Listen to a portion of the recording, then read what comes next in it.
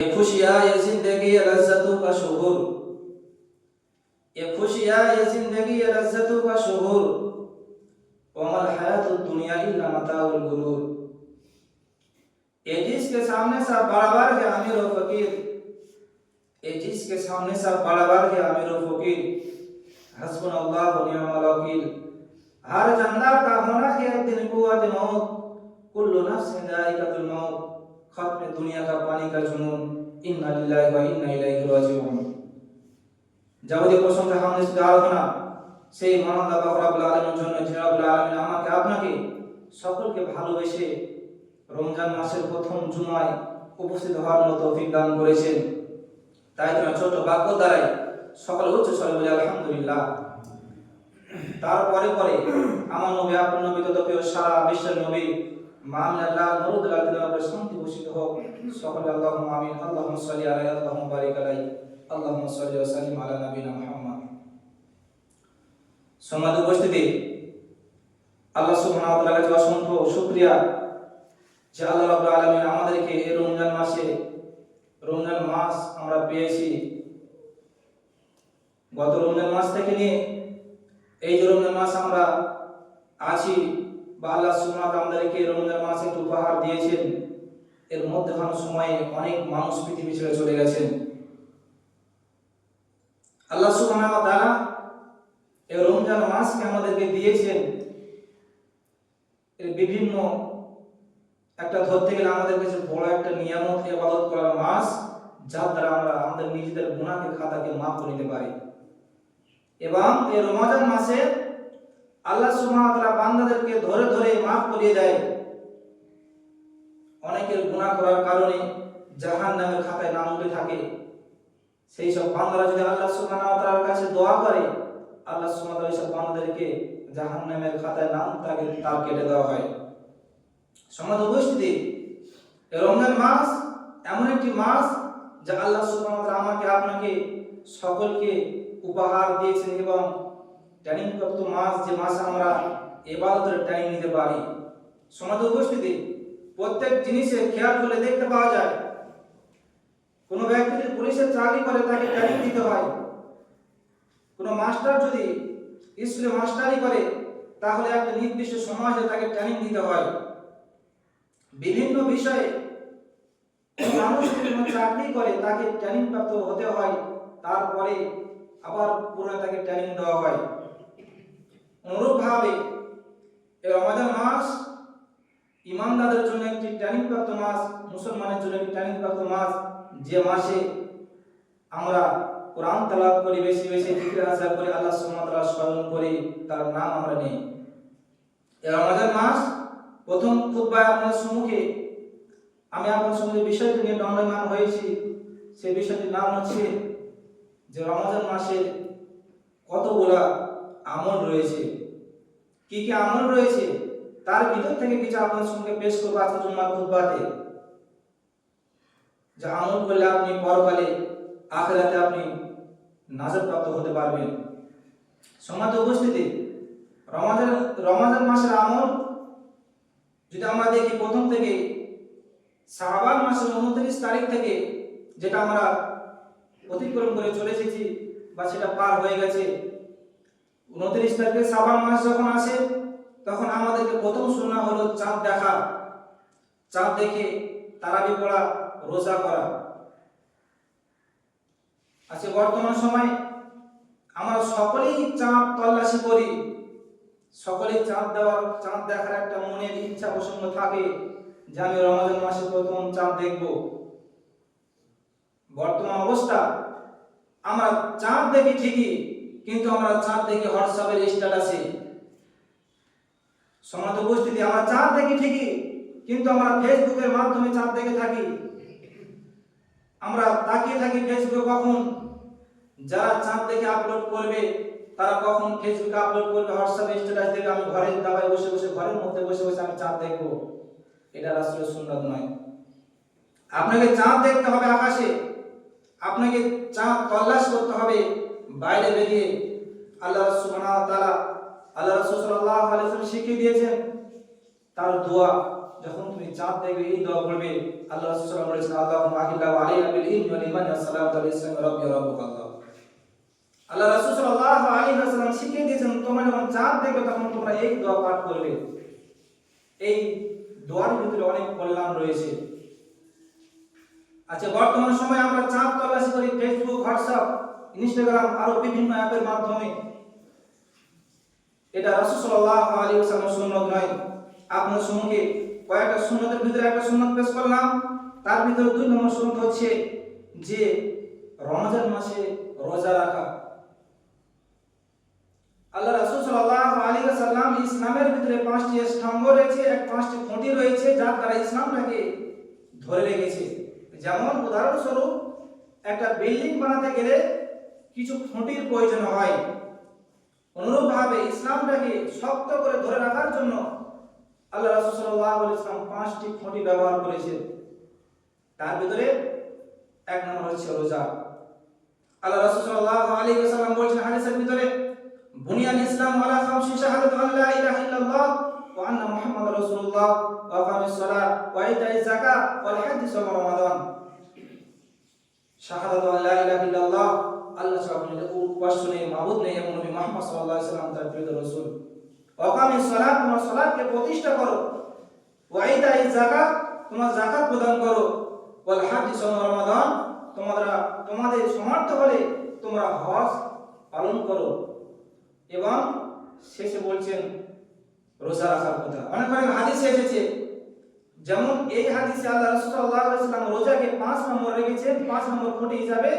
অন্যান্য হাদিসে আল্লাহ রাসূল সাল্লাল্লাহু আলাইহি ওয়াসাল্লাম 4 নম্বর রেখেছেন এবং রোজাকে 4 নম্বর খুঁটি দ্বারা শক্ত করে আল্লাহ রাসূল সাল্লাল্লাহু আলাইহি ওয়াসাল্লাম হাদিসে বলেছেন।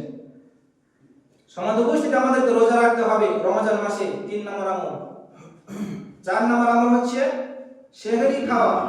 আপনি এমনি সময় খানা খাবেন, খানা পান করবেন, তাতে যত না সব রয়েছে, আপনি সেহরি খাবেন তার থেকে দ্বিগুণ বেশি আল্লাহ রাসূল সাল্লাল্লাহু আলাইহি ওয়াসাল্লাম বলেছেন সেহরির ভিতরে আপনার বরকত রয়েছে। আপনি যদি সেহরির সময় কিছু যদি না খেতে পারেন, আপনার খাবার ইচ্ছা যদি না থাকে, তাহলে অন্তত 1 গ্লাস পানি খাবেন, হাফ গ্লাস পানি খাবেন, অন্তত একটা খেজুরকে আপনি 1 গ্লাস পানি পান করবেন। আজকে বর্তমান সময় এই সেহরি নামে অনেক বিভিন্ন জাল হাদিস আমাদের ভিতরে রয়েছে। যেমন কয়েকটা আপনার সম্মুখে পেশ করব। আমরা মনে করে থাকি সেহরি খাওয়ার পরে যে একটা দোয়া আছে আমাদের ভিতরে, আল্লাহ মালাকা সামুদ্রে একটা দোয়া কি রয়েছে, এই দোয়া পাঠ করলে তারপর আমাদের রোজার নিয়ত হয়। সমাজ উপস্থিতি আপনাদের কাছে একটাই প্রশ্ন, রোজার নিয়ত যে কোনো ভাবে হতে পারে, কোনো মুখ দ্বারা বা কোনো দোয়া দ্বারা নিয়ত হয় না। আল্লাহ রাসূল সাল্লাল্লাহু আলাইহি ওয়াসাল্লাম হাদিসের ভিতরে বলেছেন ইন্নামাল আমালু বিন্নিয়াত, নিয়ত এখান থেকে হয়, মন থেকে হয়, অন্তর থেকে হয়। আমরা কি করে থাকি, মুখ থেকে উচ্চারণ করে নিয়ত করি। আর ওই রোজার নিয়তের মানে হচ্ছে এটাই যে আমি আজকে সেহরি খেলাম, কালকে রোজা রাখবো, ওই দোয়ার মানে এটাই। কিন্তু আল্লাহ রাসূল সাল্লাল্লাহু আলাইহি ওয়াসাল্লাম নিয়ত এরকম করেছে, আপনি যদি আজ খেলে ধরেন তারাবি পড়লেন, তারাবি পড়ার পরে রাতে শুয়ে পড়ার পরে যে আপনি উঠতে পারলেন না, আপনি কি করেছেন যে আপনি নিয়ত করেছেন যে আপনি আগামীকাল রোজা রাখবেন। নিয়ত রাখার কারণে আপনার রোজা হবে। এবার যদি আপনি এই পন্থা অবলম্বন করেন, এই দোয়ার মাধ্যমে আপনি যদি দোয়া যদি না পড়তে পারেন, তাহলে কি হবে, আপনার রোজা হবে না। যদি এই পন্থা আপনি বিশ্বাস করে থাকেন, আর আল্লাহ রাসূল সাল্লাল্লাহু আলাইহি ওয়াসাল্লাম হাদিস যদি আপনি বিশ্বাস করে থাকেন, এই হাদিস ইন্নামাল আমালু বিন্নিয়াত, যদি আপনি নিয়ত করে থাকেন মনে অন্তরে যে আমি আগামীকাল রোজা রাখবো, যদি আপনি সেহরির সময় উঠতে না পারেন তাহলে আপনার রোজা হবে। কিন্তু ওটাটা জরুরি এবং সেহরি করা আল্লাহ রাসূল সাল্লাল্লাহু আলাইহি ওয়াসাল্লাম সুন্নাহ। 5 নম্বর হচ্ছে আল্লাহ রাসূল সাল্লাল্লাহু আলাইহি ওয়াসাল্লাম বলেন সেহরি খাবো, কিন্তু কোন সময় সেহরি খাওয়া বেশি কার্যকরী বা আল্লাহ রাসূল সাল্লাল্লাহু আলাইহি ওয়াসাল্লাম শিখিয়ে দিয়েছেন কোন সময় সেহরি খেতে হবে। আল্লাহ রাসূল সাল্লাল্লাহু আলাইহি ওয়াসাল্লাম বলেছেন তোমরা সেহরি শেষ সময় এসে তোমরা সেহরি খাও। কেমন? আজকে বর্তমান সময় আমরা কি করে থাকি, অনেক সময় দেখতে পাওয়া যায় মুরব্বী মানুষরা এটাই করে থাকে যে রাত হয়ে গেল একেবারে সেহরি খেয়ে শুয়ে পড়ি, এটাই হয়তো সেহরি রাত না। আল্লাহ রাসূল সাল্লাল্লাহু আলাইহি ওয়াসাল্লাম আমাদের সেহরি কাজ পদ্ধতি শিখিয়ে দিয়ে গেছেন। কেমন? আল্লাহ রাসূল সাল্লাল্লাহু আলাইহি ওয়াসাল্লাম বলছেন তোমরা সেহরি খাও শেষ সময়, এমন সময় সেহরি খাওয়ার পরে যেন 50টি আয়াত যেন তেলাওয়াত করার যেমন সময় লাগে, অত সময় গ্যাপ রেখে তোমরা সেহরি খাও।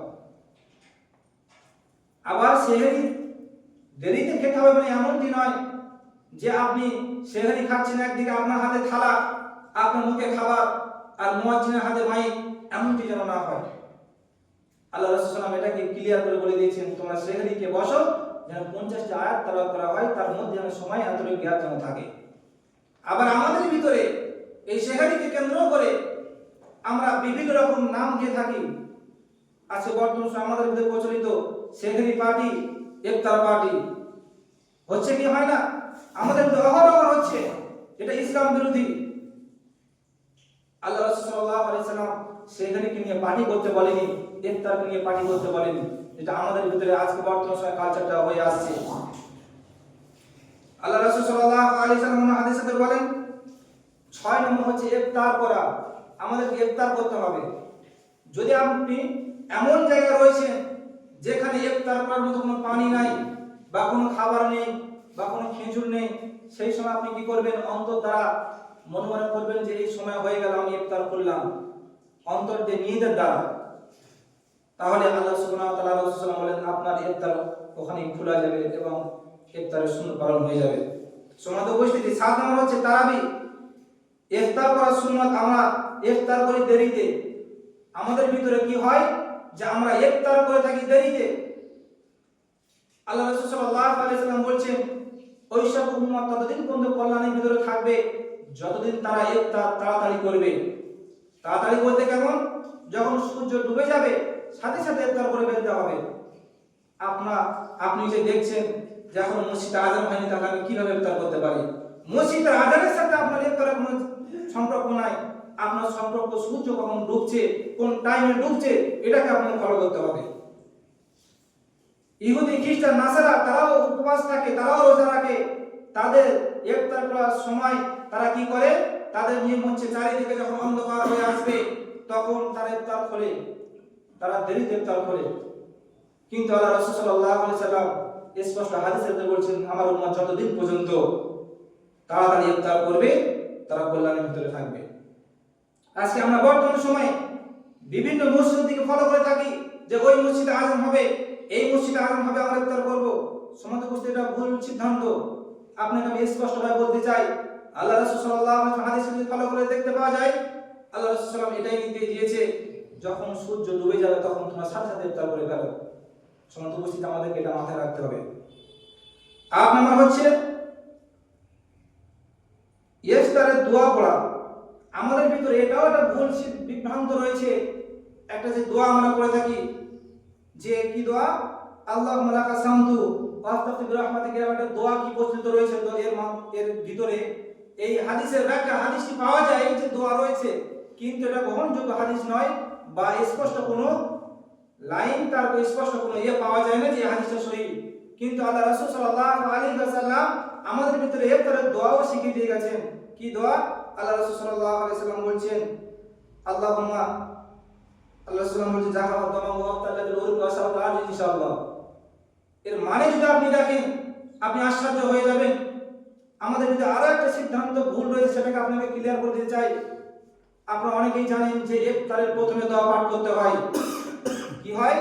ইফতারের প্রথমে আমরা দোয়া পাঠ করি, তারপরে ইফতার করার মধ্যে চলে আসি। সমাজ উপস্থিতি, এটা রাসূল সাল্লাল্লাহু আলাইহি ওয়াসাল্লাম পদ্ধতি নয়। আল্লাহ রাসূল সাল্লাল্লাহু আলাইহি ওয়াসাল্লাম প্রথমে বলেছেন তোমরা বিসমিল্লাহ বলে ইফতার করো, ইফতার করার শেষে জাহাওয়া দাওয়া ওয়াক্তাল্লাযিল উরুক ওয়া সাওতা আজ ইনশাআল্লাহ এই দোয়াটা পাঠ করো, যে আল্লাহ আমি আমার শিরা অবশ্যরাকে ভালো দিকে হয়েছে, সুস্থ হয়েছে, এরকম একটা মানে রয়েছে। এই মানের দিকে খেয়াল করলে দেখা যায় এটা ইফতারের পরে এই দোয়া পাঠ করতে হয়। সমাজ উপস্থিতি আমাদের ভিতরে ভুল ধারণা রয়েছে, ইফতারের আগে দোয়া পাঠ করতে হয়, তারপর ইফতার করতে হয়। এটা ভুল আমাদের ধারণা, এটাকে ভেঙে আল্লাহ রাসূল সাল্লাল্লাহু আলাইহি ওয়াসাল্লাম সুন্নাত তরিকা, রাসূলুল্লাহ সাল্লাল্লাহু আলাইহি ওয়াসাল্লাম যেভাবে পদ্ধতি আমাদেরকে দিয়ে গেছেন সেই পদ্ধতিকে ফলো করতে হবে। 9 নম্বর হচ্ছে সাহারিতে ইফতার করার সময় খেজুর খাওয়া। আমরা অনেকেই ইফতার করার সময় কি করি? আমরা খেজুর খাই। কারণ আল্লাহ রাসূল সাল্লাল্লাহু আলাইহি ওয়াসাল্লাম বলেছেন সাহারি করা, আল্লাহ রাসূল সাল্লাল্লাহু আলাইহি ওয়াসাল্লাম বলেছেন ইফতার করার সময় আমাদের খেজুর খেতে হবে, এবং ইফতার করার সময় খেজুর একটা মুখে দিয়ে পানি খেতে হবে, এটাই আল্লাহ রাসূল সাল্লাল্লাহু আলাইহি ওয়াসাল্লাম বিধান। আবার আল্লাহ রাসূল সাল্লাল্লাহু আলাইহি ওয়াসাল্লাম বলেছেন সেহরির সময় একটা হলেও খেজুর খাওয়া, এটা রাসূল সাল্লাল্লাহু আলাইহি ওয়াসাল্লাম সুন্নাহ, এটাকে আমাদের ফলো করতে হবে। 10 নম্বর হচ্ছে সকল প্রকার পাপাচার কাজ থেকে আমাদের বিরত থাকতে হবে। সমাজ উপস্থিতি, আমরা রোজাদার ব্যক্তিকে দেখতে গেলে ফলো করলে দেখতে পাওয়া যায় রোজা রাখি অবস্থায় আমরা গীবত করে থাকি, রোজা করা অবস্থায় আমরা মানুষের কাছে এক অপরাধ পরনিন্দা করে বেড়াই, রোজা করার সময় আমরা গান বাজনা শুনে থাকি। এই রোজা অবস্থায় আমরা আবার নামাজও পড়ি না। এই রোজা করা অবস্থায় আমরা ইন্টারনেটের মাধ্যমে, ইউটিউবের মাধ্যমে, ফেসবুকের মাধ্যমে বিভিন্ন ড্যান্স, বিভিন্ন গান আমরা আমাদের কানে শ্রবণ করে থাকি। আল্লাহ রাসূল সাল্লাল্লাহু আলাইহি ওয়াসাল্লাম বলেছেন, শুধু খাওয়া ত্যাগ করা, স্ত্রী সহবাস ত্যাগ করা এর নাম রোজা নয়। আপনাকে রোজা সম্পর্কে বিস্তারিত আপনাকে জানতে হবে। রোজা আসলে কিসের? প্রত্যেকটা অঙ্গ প্রত্যঙ্গের রোজা হয়। চোখেরও রোজা হয়, অন্তর রোজা হয়, পায়েরও রোজা হয়, হাতের রোজা হয়। কেমন? আপনি যদি ভাবছেন যে আমি তো সেখানে খেয়েছি আবার ইফতার করবো, এর মাঝে তো আমি কিছু করছি না, এর নাম রোজা নয়। আল্লাহ রাসূল সাল্লাল্লাহু আলাইহি ওয়াসাল্লাম বলছেন, ওই ব্যক্তি যদি রোজা রেখে আবার গীবত করলো, গানও শুনলো, ওর খাওয়া এবং না খাওয়া আল্লাহ রাসূল সাল্লাল্লাহু আলাইহি ওয়াসাল্লাম বলছেন আল্লাহর সঙ্গে কোনো যায় আসে না। এটাকে আমাদের ফলো করতে হবে। রোজা করা অবস্থায় বিভিন্ন পাপাচার কাজ থেকে আমাদের দূরে সরে থাকতে হবে। আজকে বর্তমান সময় দেখতে পাওয়া যায় এই রোজা অবস্থায় আমরা ইন্টারনেটের মাধ্যমে নাটক দেখি, গান বাজনা দেখি, বিভিন্ন গেমস খেলে থাকি। আল্লাহ রাসূল সাল্লাল্লাহু আলাইহি ওয়াসাল্লাম বলেছেন ওই সব ব্যক্তিদের জন্য, তারা খানা খেলো এবং না খেলো, উপবাস থাকলো, তাদের সাথে কোনো যায় আসে না, তাদের রোজা আল্লাহ সুবহানাহু ওয়া তাআলা গ্রহণযোগ্য হবে না। 11 নম্বর হচ্ছে অধিক পরিমাণ দোয়া করা। এই রোজা করা অবস্থায় আমাদেরকে বেশি বেশি আল্লাহ সুবহানাহু ওয়া তাআলা দোয়া করতে হবে। আল্লাহ সুবহানাহু ওয়া তাআলা বলছেন, তিন শ্রেণীর মানুষ যদি আমার কাছে দোয়া করে আমি তার দোয়াকে ফেরত দেই না। আল্লাহ রাসূল সাল্লাল্লাহু আলাইহি ওয়াসাল্লাম এমন সময় শ্রেণীতে উঠছেন, মেম্বারে উঠছেন, প্রথম ধাপে পা দিয়ে বলছে আমিন, দ্বিতীয় ধাপে পা দিয়ে বলছে আমিন, তারপরে ধাপে পা দিয়ে বলছে আমিন। সাহাবাগণ জিজ্ঞাসা করলেন, হে আল্লাহ রাসূল সাল্লাল্লাহু আলাইহি ওয়াসাল্লাম, আপনি আমিন কেন বলছিলেন? আল্লাহ রাসূল সাল্লাল্লাহু আলাইহি ওয়াসাল্লাম বলছেন, জিবরিল আলাইহিস সালাতু ওয়াস সালাম আমার কাছে বলছিলেন, যখন আমি প্রথম শ্রেণীতে পা দিলাম তখন জিবরিল বলছে যে ব্যক্তি পিতামাতাকে পেল তাকে খেদমত করে জান্নাতে যেতে পারলো না, সে হলো হতভাগা ব্যক্তি। তখন আল্লাহ রাসূল সাল্লাল্লাহু আলাইহি ওয়াসাল্লাম বললেন আমিন। তারপরে আল্লাহ রাসূল সাল্লাল্লাহু আলাইহি ওয়াসাল্লাম বলছেন, যখন আমি তারপরে ধাপে পা দিলাম, জিবরিল আলাইহিস সালাতু ওয়াস সালাম আমাকে বলছেন যে যখন কোন ব্যক্তি রমজান মাস পেল, তার গুনাহকে ক্ষমা করে দিতে পারলো না, তার পাপকে মোচন করে দিতে পারলো না, সেই ব্যক্তি ধ্বংস হোক। তখন আল্লাহ রাসূল সাল্লাল্লাহু আলাইহি ওয়াসাল্লাম বললেন আমিন। 3 নাম্বার হচ্ছে যে যখন রাসূল সাল্লাল্লাহু আলাইহি ওয়াসাল্লামের নাম উচ্চারণ করা হয় তখন যারা সাল্লাল্লাহু আলাইহি ওয়াসাল্লাম বলে না, ওই ব্যক্তি ধ্বংস হোক। সমাজ উপস্থিতি, আমাদেরকে হাঁটতে, চলতে, উঠতে, বসতে আল্লাহ সুবহানাহু ওয়া তাআলা আমাদেরকে ক্ষমা প্রার্থনা করতে হবে এবং ইস্তেগফার করতে হবে।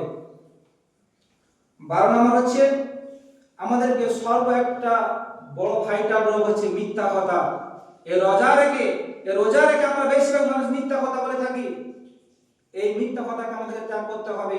সমাজ উপস্থিতি, আবারও বলছি, এই রমজান মাসে রোজা রেখে বিভিন্ন পাপাচার কাজ থেকে যে পাপাচার কাজ আমাদের ভিতরে রয়েছে সবকিছু ত্যাগ করে আমাদেরকে আল্লাহ সুবহানাহু ওয়া তাআলার দিকে তাকওয়াবান হতে হবে, তাওহীদ পেশ করতে হবে এবং আল্লাহ সুবহানাহু ওয়া তাআলার সুন্নাত পদ্ধতি আমাদেরকে, আল্লাহ রাসূল যে পদ্ধতি আমাদেরকে শিখিয়ে দিয়েছেন সেই পদ্ধতি আমাদেরকে ফলো করে চলতে হবে। 13 নম্বর হচ্ছে ঝগড়া বা কোনো হারাম কাজ থেকে বিরত থাকতে হবে। আমরা রোজা অবস্থায় মানুষের কাছে ঝগড়া করি, মানুষের কাছে আমরা গিয়ে হট্টগোল বাঁধাই। আল্লাহ রাসূল সাল্লাল্লাহু আলাইহি ওয়াসাল্লাম হাদিসে বলেন, যখন কোনো ব্যক্তি তোমার কাছে ঝগড়া করতে আসে তখন তুমি বলো আমি একজন সিয়াম পালনকারী, আমি ঝগড়া করতে পারবো না। সমাজ উপস্থিত, রোজা অবস্থায় আমাদেরকে এই ঝগড়া গন্ডগোল থেকে আমাদের দূরে সরে থাকতে হবে। এবং 14 নম্বর হচ্ছে যে কোনো কাজ করা, ভালো কাজ করা, ভালো আমল করা। রোজা অবস্থায় আপনি একটা ভালো উদ্দেশ্য নিয়ে রাস্তায় দাঁড়ালেন, বিকেল বেলায় তার আগে আপনি দাঁড়ালেন, কিছু খেজুর, কিছু পানি নিয়ে মানুষকে বিতরণ করলেন, এটা হচ্ছে একটা ভালো কাজ। এবং আল্লাহ রাসূল সাল্লাল্লাহু আলাইহি ওয়াসাল্লাম বলেছেন রোজা অবস্থায় তোমরা বেশি বেশি করে ভালো কাজ করো। 15 নম্বর হচ্ছে বেশি বেশি করে ইস্তেগফার করা। আল্লাহ সুবহানাহু ওয়া তাআলা বলেন এই রমজান মাসে রোজা অবস্থায় কোনো ব্যক্তি যদি আল্লাহ সুবহানাহু ওয়া তাআলা ইস্তেগফার করে, কি আস্তাগফিরুল্লাহ আল্লাযী লা ইলাহা ইল্লা হুয়াল হাইয়ুল কাইয়্যুম, যতটুকু যদি না বলতে পারেন শুধু বলুন আস্তাগফিরুল্লাহ আল্লাহ সুবহানাহু ওয়া তাআলা আপনার গুনাহকে ক্ষমা করে দিবেন। তোমাদের উপস্থিতি 16 নম্বর হচ্ছে রোজা রাখে তাকে ইফতার করানো। কোন ব্যক্তি রোজা রেখেছে তাকে আপনি দাওয়াত দিলেন, তাকে কিছু ইফতার করালেন, সামান্য কিছু পানি হলেও খেজুর হলেও তাকে আপনি দিলেন, সেই ব্যক্তি যতটুকু রোজা রেখে নেকি পালো বা নেকি পাচ্ছে আল্লাহ সুবহানাহু ওয়া তাআলার কাছ থেকে, আপনি শুধু ইফতার করার কারণে আপনার আমলনামায় অতটুকু নেকি চলে আসবে।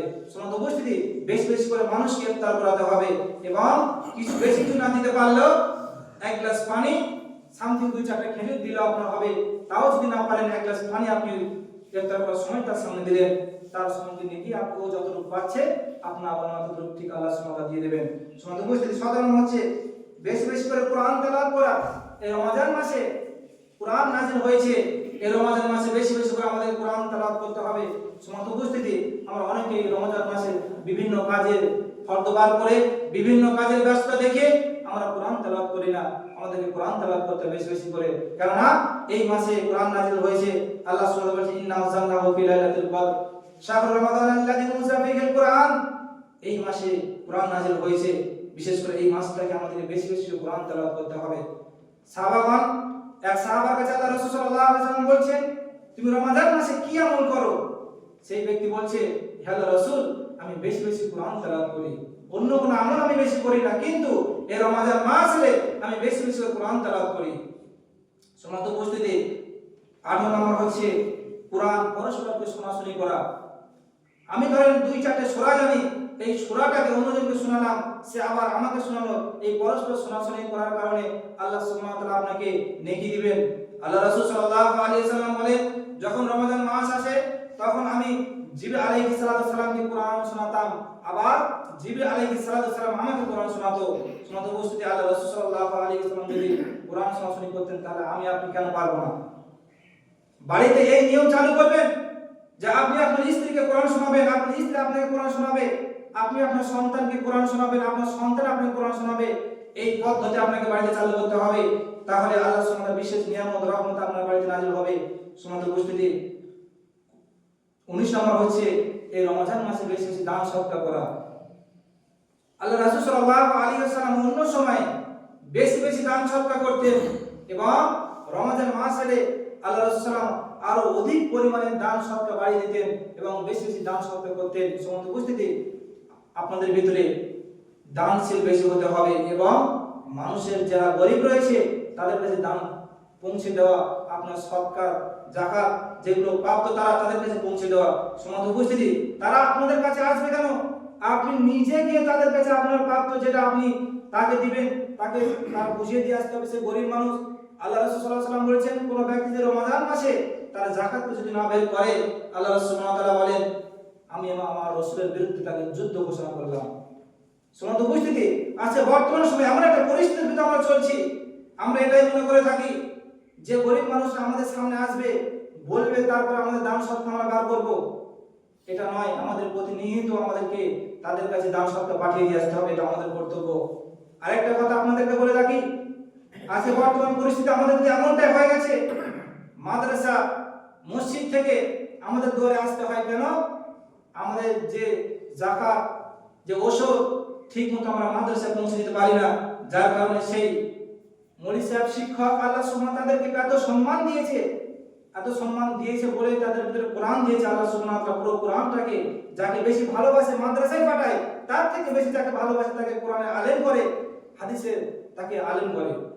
সমাজ উপস্থিতি তাদের সম্মান অনেক আল্লাহ সুবহানাহু ওয়া তাআলা দিয়েছেন। আল্লাহ রাসূলের পরে পরে আলেমদের সম্মান, তারা আমাদের দুয়ারে আসে, আমাদের কাছে দুটো প্রাপ্য তাদের কাছে, যে মাদ্রাসায় তোমাদের যে হক রয়েছে মাদ্রাসায় দেওয়া, উসুল, দান, সদকা, যাকাত, এগুলো আমাদের কাছে চেয়ে নিয়েছে। আমাদের তো দুর্ভাগ্য আর কেউ হতে পারে না। আমাদের দরকার ছিল এই দান, সদকাকে, যাকাতকে, উসুলকে বার করে মসজিদে দিয়ে আসা, বা মসজিদে নয় মাদ্রাসায় দিয়ে আসা, গরিব মানুষের কাছে বন্টন করে দেওয়া। আমাদের দুর্বলতার কারণে আলেমরা আমাদের কাছে ছুটে আসে, আমাদের খেয়াল রাখতে হবে। 22 নম্বর হচ্ছে রমাদানের শেষ দশকে বেশি বেশি করে আমল করা। একটা ভাইটাল পয়েন্ট আপনাদেরকে বলি, রমাদানের যখন শেষ সময় চলে আসে তখন মসজিদে মুসল্লি পাওয়া যায় না। প্রথম দিকে মুসল্লি এত ভিড় করে যে মনে হয় তার থেকে ইমানদার, তার থেকে পরেশগার ব্যক্তি পৃথিবীতে নাই। কিন্তু যখন আস্তে আস্তে রমজান 15টা চলে যায়, 20টা চলে যায়, তারপর থেকে মসজিদে মুসল্লি পাওয়া যায় না। কিন্তু আল্লাহ রাসূল সাল্লাল্লাহু আলাইহি ওয়াসাল্লাম বলেছেন ওইটা রোজার পরে বিজয় রাতগুলো 21, 23, 25, 27 এই রাতগুলো কদর হতে পারে। আল্লাহ রাসূল সাল্লাল্লাহু আলাইহি ওয়াসাল্লাম বিশেষ করে যখন তো রমজান মাসে রোজাকে ফরজ করা হয়েছে তারপর আল্লাহ রাসূল সাল্লাল্লাহু আলাইহি ওয়াসাল্লাম এই 20টা রোজার পরে আল্লাহ রাসূল সাল্লাল্লাহু আলাইহি ওয়াসাল্লাম ইতিকাফে বসে যেতেন এবং এমন ভাবে ইবাদত করতেন, এমন ভাবে ইবাদতের গুরুত্ব দিতেন এবং বাড়িতে বলতেন তোমরা বেশি বেশি করে আল্লাহ সুবহানাহু ওয়া তাআলা জিকির আজকার করো, কোরআন তেলাওয়াত করো, কেননা বিজয় রাত রয়েছে সবে কদর, যে কদর হাজার মাসের থেকে উত্তম। সময় উপস্থিত সেই সব রাতগুলো এলে, সেই সব সময়গুলো এলে ওইটা রমজান পার হয়ে গেলে আমাদেরকে আর পাত্তা পাওয়া যায় না। সময় উপস্থিতি এই দিকে আমাদেরকে ফলো রাখতে হবে, এই কথাটা আমাদেরকে ব্রেনে রাখতে হবে। 23 নম্বর হচ্ছে শেষ দশকে ইবাদতের মাত্রা বাড়িয়ে দিতে হবে। এখন আমরা যত ইবাদত করছি ওইটা রমজান পার হলে আমাদের বিশেষ করে ইবাদত যত করছি তার থেকে আরো দ্বিগুণ বাড়িয়ে দিতে হবে, কেননা তখনকার ফজিলত, শেষ দশকের ফজিলত অনেক বেশি, যা আপনাকে আমি কি দিয়ে বুঝাই। সমস্ত উপস্থিতি সময় সংক্ষেপের ভিতরে আপনাদেরকে শোনাতে চাইছি যে আরো কিছু কয়েকটা আমলের কথা। 24 নম্বর হচ্ছে শেষ দশকে নিজের পরিবারকে ঘুম থেকে জাগানো। আপনি আপনার পরিবারকে ঘুম থেকে তুলবেন। আল্লাহ রাসূল সাল্লাল্লাহু আলাইহি সাল্লাম তার স্ত্রী বর্ণনা করছে যে আল্লাহ রাসূল সাল্লাল্লাহু আলাইহি সাল্লাম যখন পুরা রোজা পার হয়ে যেত তখন এমন ভাবে ইবাদত করতেন এবং আমাদেরকে রাত জাগরণ করার কথা বলতো, রাতে জাগিয়ে দিতেন।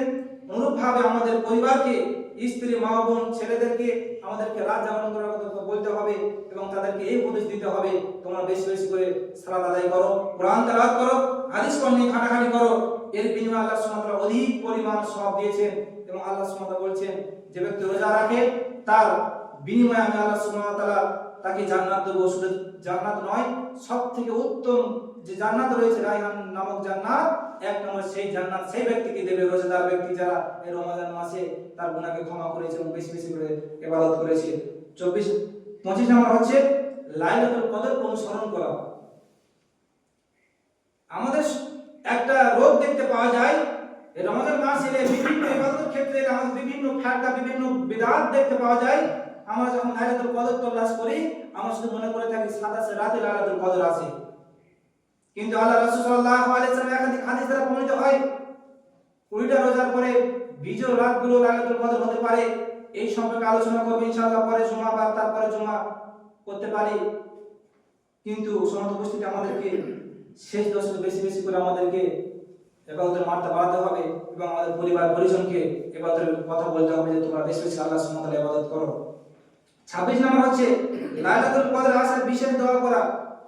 লাইলাতুল কদর যখন আসে আমাদেরকে এই দোয়া করতে হবে, কারণ আল্লাহ রাসূল সাল্লাল্লাহু আলাইহি ওয়াসাল্লাম তার স্ত্রীদেরকে শেখাচ্ছেন যখন লাইলাতুল কদর আসে তোমরা যখন বুঝতে পারবে তখন এই দোয়া পড়বে। কি দোয়া? যে লাইলাতুল কদর দোয়া হচ্ছে আল্লাহুম্মা আফুন তুহিব্বুল আফওয়া ফা'ফু আননি। এই দোয়া আল্লাহ রাসূল সাল্লাল্লাহু আলাইহি ওয়াসাল্লাম আমাদেরকে শিখিয়ে দিয়েছেন। এই দোয়া আমাকে করতে হবে এবং আমার পরিবার পরিজনকে নির্দেশ দিতে হবে এই দোয়া করার কথা। সম্মানিত উপস্থিতি, সর্বশেষ যেটা ফিতরা আদায় করা, সর্বশেষ হচ্ছে আমাদেরকে ফিতরা আদায় করতে হবে ঈদের সালাতের পূর্বে। আমাদেরকে এই জিনিসগুলো আমাদেরকে মাথায় রাখতে হবে। সম্মানিত উপস্থিতি, যতগুলো আমলের কথা বললাম মনে রাখবেন এবং আমলের বাস্তবায়ন করবেন, কর্মজীবনে বাস্তবায়ন করবেন এবং নিজে আমল করবেন এবং নিজের পরিবারকে আমল করার কথা বলবেন। আল্লাহ সুবহানাহু ওয়া তাআলা তিনি নেকি দাতা, তিনি উত্তম প্রতিদান আমাদেরকে দান করবেন সেই কিয়ামতের মাঠে ইনশাআল্লাহ। আমি আশাবাদী। সমস্ত উপস্থিতি আর অনেক কথা ছিল, সময় নেই, সংক্ষিপ্ত সময় পার হয়ে গেছে। অবশ্যই আল্লাহ সুবহানাহু ওয়া তাআলা দোয়া করি, হে আল্লাহ আমাদের সকলকে এই বিশেষ করে যতক্ষণ আলোচনা করলাম এই আমল সম্পর্কে সর্বপ্রথমে আমি করতে পারি এবং যারা আমরা শুনেছি আমরা আমল করব এবং আমার পরিবারকে আমল করার কথা বলবো। সকল্লাহুম্মা আমিন। হে আল্লাহ আমরা এই দোয়া করি এই রমজান মাসে যেন আমাদের গুনাহের খাতাকে মাফ করে নিতে পারি তোমার কাছ থেকে, সেই আমল, সেই দোয়া, সেই সুযোগ আমাদের করে দাও। সকল্লাহুম্মা আমিন। হে আল্লাহ আমরা যারা দোয়া করছি, বিশেষ করে আমরা যারা রোজা রেখেছি আমাদের সকল গুনাহ খাতা তুমি মাফ করে দাও। হে আল্লাহ আমরা রাতের আধারে দিনের আধারে কত গুনাহ করেছি, শয়তানের অসহায় পড়ে তুমি আমাদের সকল পাপাচার গুনাহকে তুমি ক্ষমা করে দাও। হে আল্লাহ আমরা একটাই আশা করে তোমার রমজানের মাসকে আমরা ফলো করে চলছি, একটাই কারণে যে আমাদের গুনাহ পুরোপুরি গুনাহগুলো যেন মাফ হয়ে যায়। এর কারণে আমরা এই রোজা তারাবি সেগুলি সব কিছু করছি তোমার দিকে তাকিয়ে। হায় আল্লাহ, তুমি আমাদের সকলের জীবনে ছোট বড় গুনাহকে তুমি মাফ করে দাও। আল্লাহুম্মা আমিন। হায় আল্লাহ, আমাদের সকলে তুমি বেশি বেশি করে রমাদান মাসে আমল করার তৌফিক দান করো। আল্লাহুম্মা আমিন। ইন্নাল্লাহা ওয়া মালাইকাতাহু ইউসাল্লুনা